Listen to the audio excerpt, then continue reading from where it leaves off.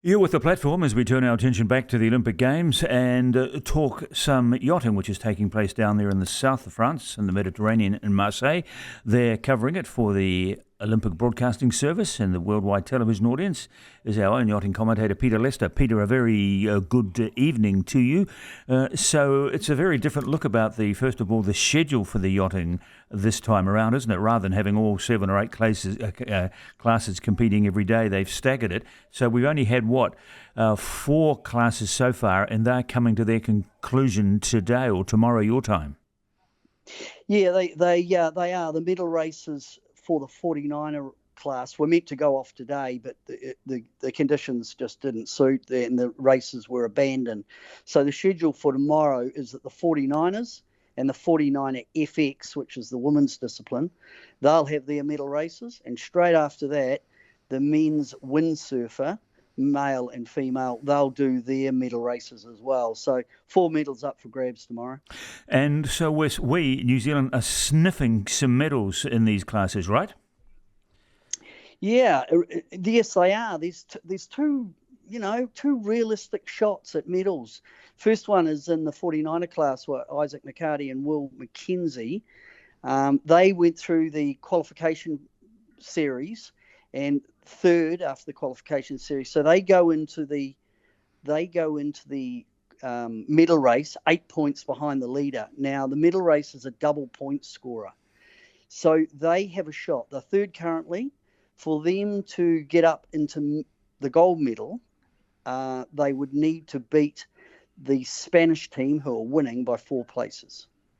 Okay. On the women's side, you've got Aleh and Molly Meech.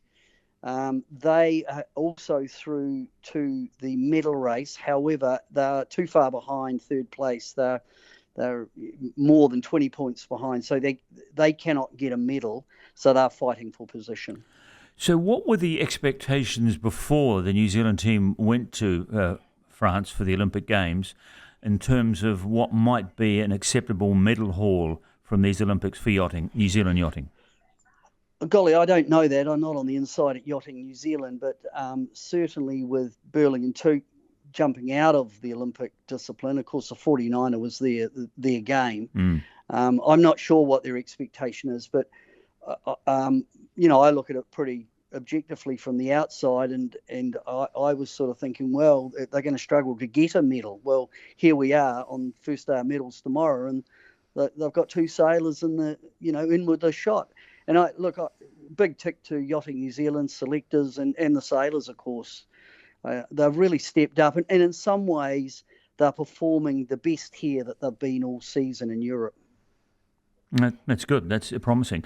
And as we've pointed out or alluded to, the yachting class racing is staggered this time. I think the lasers started today. What's coming up then in the remaining classes from New Zealand's point of view that we should keep an eye on? Yeah, well, the lasers got underway. Tom Saunders they call it the ILCA now, which is the International Laser Class Association, ILCA 7. So Tom started off they had 2 races. He's 12th overall. He needs to step it up. He's actually better than that, in my opinion. He's good. He won the 2021 Worlds. But they've got a long way to go. They've got a 10-race series. It's only the second race. In the Elka 6, Greta Pilkington only had 1 race. She got 21st, but early to tell how she's going to go. It was brutal out there today. Light, wind was shutting down. So I don't read too much into that. Let's see them do a few more races. So what do you make of the course and the weather? I think some races were pushed back today, as I think you've just mentioned there, because of the strong winds. Is that a feature of this regatta? No, it wasn't really strong winds, Brendan. There was no damn wind. It clapped out. They had a little sea breeze coming in from the Med, and then it gets hot. The land here just heats up, and there's big hills, and that effectively killed the breeze. So early on in the day, sort of at race start, which is midday start, so it looked pretty good. And we sort of were into the middle race of the 49ers at OBS, and then they got down the bottom mark gate, and it literally just shut down. So they abandoned that one, And then the race committee reset up, and it was about 3 o'clock in the afternoon. They had another crack, and exactly the same thing happened again. So the race management guys have that ability. If the races aren't fair and if it turns into a bit of a lottery, they abandon and set up again and have another go. And then it got late in the day, so they called it off and said, right, tomorrow, and the forecast tomorrow again looks a bit sketchy, especially early on. They'll give it another crack. Wow.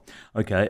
In these medal races where the fleet is reduced to just, I think, 10 boats rather than the mass number of boats from the start of the first race in the series, does it help the fact that you've got fewer boats on the water, there's less traffic on the water, so it's a truer test of the sailing ability of those 10 yachts and the crews on board? Yeah, maybe. It certainly makes congestion not such a big deal, but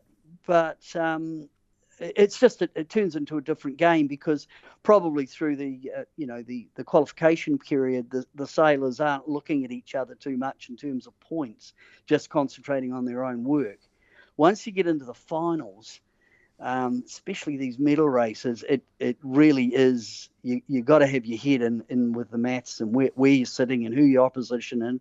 And if you've got a chance of a medal, like the young, Isaac McHardie and Will McKenzie, and I think they are a realistic shot, they've got to be very, very mindful of the boats around them that are also in medal contention. And for them, it's the Spanish and the Irish that they have to watch out for.